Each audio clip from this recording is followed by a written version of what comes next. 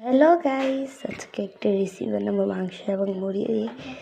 ফুল ভিডিওটা আপনারা দিতে থাকুন। তাই জন্য এভাবে আগে মাংসটা কীরকম কিমার মতো বানিয়ে নিতে হবে, না পরে ভিডিও সম্পন্ন হবে না। সম্পূর্ণ ভিডিওটা আপনারা দিতে থাকুন।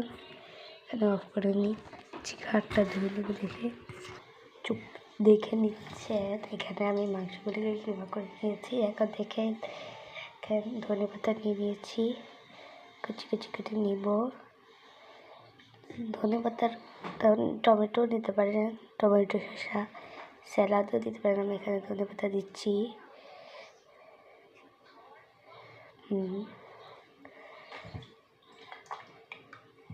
ওটা দিচ্ছি যেন মাংসের সাথে এইটা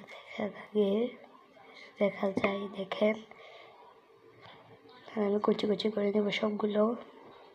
দেখেন এখানে আমি ধনে পাতা সব কুচি কুচি করে নিয়েছি। আপনারা দেখে নিন, ধনে পাতাগুলিতে ময়লা ছিল হালকা হালকা। তারপরে এই যে চালন দিয়ে মরিচ দেব, তারপর মুড়িগুলিকে দিয়ে দিব অল্প স্বল্প মুড়ি।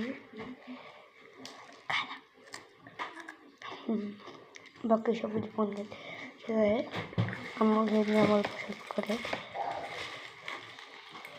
এই যে দেখেন, এই যে আমি এখন মাখিয়ে নিচ্ছি। সবগুলিকে।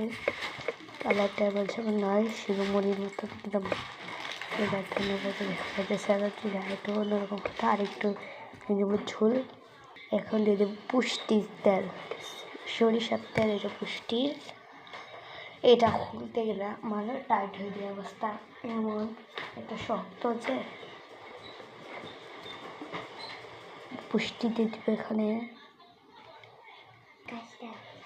এই যে আমি পুষ্টির সরিষার তেলটা দিয়ে দিলাম অল্প করে।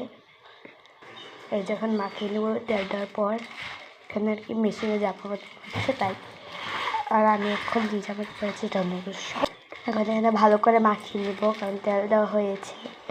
এই যে দেখতে পাচ্ছেন, এখন একটু ঝোল দিয়ে। এই যে দেখেন নিয়ে আসতে গেছিলাম ঝোল, ওটা দুটো আলুও নিয়ে এসেছি, তাহলে আরও একটু মজা লাগবে খেতে। এই যে দেখেন আলুটাকে ভেঙে নিতে হবে, ছোটো আলু একবারে বড় বড় আলু আসতে থাকে, তাই ছোটো ছোটো আলু। তাই এই যে এখন দেখেন কালারটা অন্যরকম হচ্ছে। হিজাব তো করবে না। এই যে দেখেন মাখিয়ে ফেলেছি।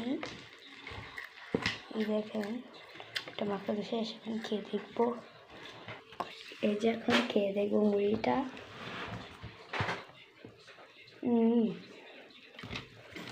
পুরো একদম ঝালমুড়ি। দেখো